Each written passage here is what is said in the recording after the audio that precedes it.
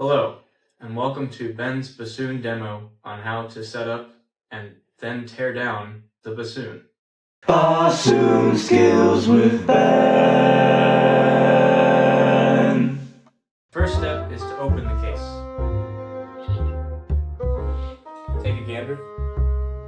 Look at that.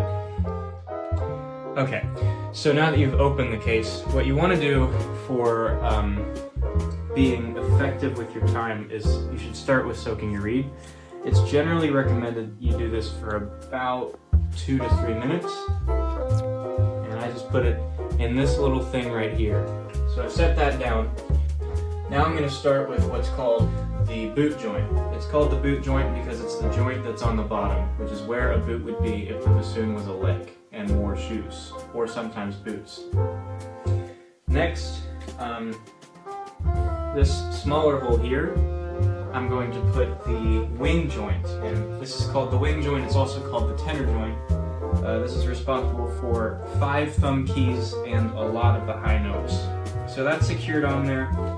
Now if you get a look down here, it's going to fit real nicely with the bass joint, which is our next step.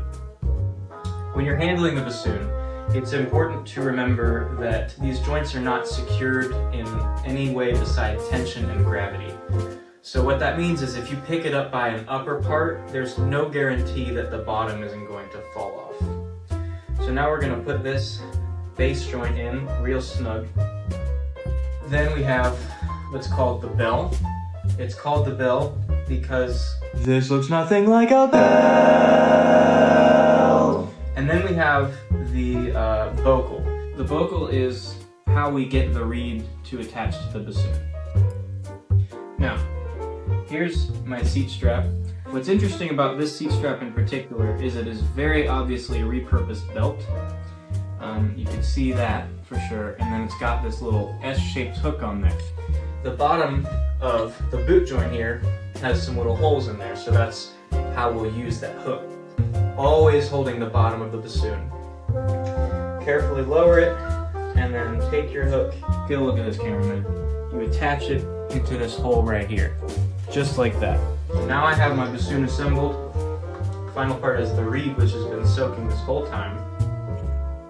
Sometimes when you take your reed out, you can test it by what's called crowing.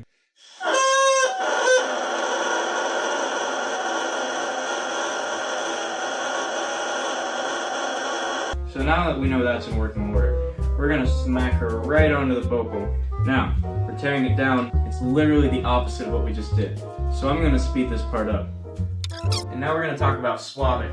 Swabbing really is only about these 2 joints, the boot joint and the wing joint. And I like to go by size of the bore. So you'll see it's much wider here than it is here, and even more narrow at the top of the tenor joint. So, take that. This background music is